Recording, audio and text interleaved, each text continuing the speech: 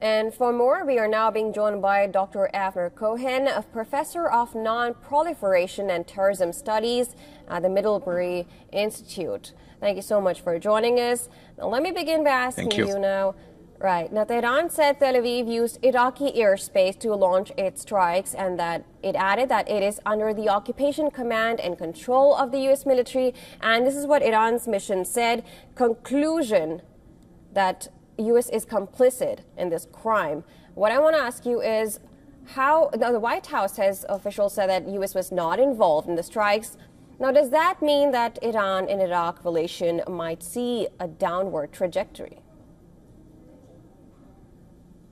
I do not know. Israel has not confirmed anything about the details of its airstrike against Iran. One might assume that much of it was not done by flying over Iranian territories, aerial territories. Logically, given the opposition of Saudi Arabia and the sensitivity and the UAE and Jordan, it's most likely that Israel has done it probably from some point either in eastern Syria or possibly somewhere on Iraq. Israel has not confirmed. The United States has not confirmed anything about Israeli routes. I don't think that's the issue is going to be too much at the center of things, because both countries, in fact, the whole Middle East, would like to see that episode is gone. Iran would like to concentrate on its leverage vis-a-vis the rest of the Middle East, what's going on in Lebanon, conditions for ceasefire in Lebanon, possibly Gaza, and the like. Right. That makes sense. I also wanted to ask you, Iran had waited around 2 months before it attacked Israel in retaliation to Ismail Haniyeh's killing. Do you think Iran will, as it said, self-respond in due time? It's possible. From what we see so far, and so far it means less than 24 hours after the Israeli strike, are evidence that the Iraqi government, that the Iranian government would like to see it's over. I mean, the Iranian public has not seen much of the damage. The damage described as limited. Essentially, the whole attack was kind of dwarfed. I believe 4 Iranian soldiers were killed, so it's still relatively limited loss of life. And I think that officially, the Iranian government would like to see it over. Right. And then on the Israeli side, what do you think is making Netanyahu, so you talked about how Iran would like to go for a ceasefire. What do you think is making Netanyahu not reach a ceasefire? Most of the heads of Iran's proxies, Hamas and Hezbollah, are eliminated, but the IDF is still making people in Gaza move from one place to another. The humanitarian situation is not getting any better, and well, the hostages are not back. So what exactly is Netanyahu now aiming for?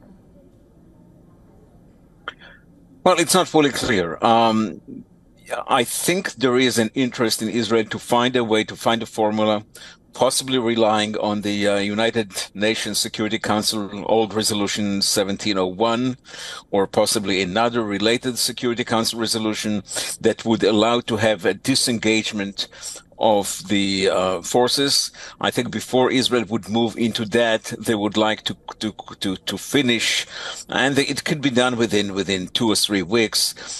Much of the destructions of the immediate borders, the immediate infrastructure of Hezbollah along the borders, and then to go back and to have some kind of active defense over the borders. Hopefully, that would be a sign to bring back the 80,000 Israeli that were evacuated almost essentially a year ago, to bring them back to their homes. Some of those homes no longer exist. Right. That being said, U.S. was able to restrain Israel's attack in Iran. Do you think it will be able to do that in Lebanon as well? Excuse me, can you repeat the question? So, of course, we know that U.S. had, with the meetings with Israel, of course, they restrained Israel's attack on, for example, nuclear sites and oil facilities. Do you think that they will be able to restrain Israel's invasion in Lebanon as well?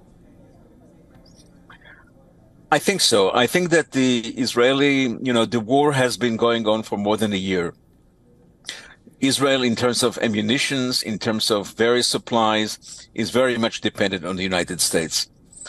Israel is fighting actively in two major fronts, Gaza and Lebanon. The Israeli army is very much exhausted. So I think there is a interest in Israel, in the IDF, and also in the government to end within a few weeks the operation in Lebanon. The story in Gaza is more complicated because the question is who will replace, what kind of governing structure will be installed to replace the Hamas. And unfortunately, Benjamin Netanyahu has so far no much interest in moving to the so-called the day after. All right. So, but at the same time, I think that there could be opportunities, including with Iran, to try to have some larger scheme that would include also release of the hostages and using some kind of Iranian influence on Gaza as well. So I think there are opportunities. Right, interesting. So thank you so much, Dr. Avner Cohen, who is My professor pleasure. of non-partisan and terrorism studies in Middlebury Institute. Thank you so much for joining us. Thank you.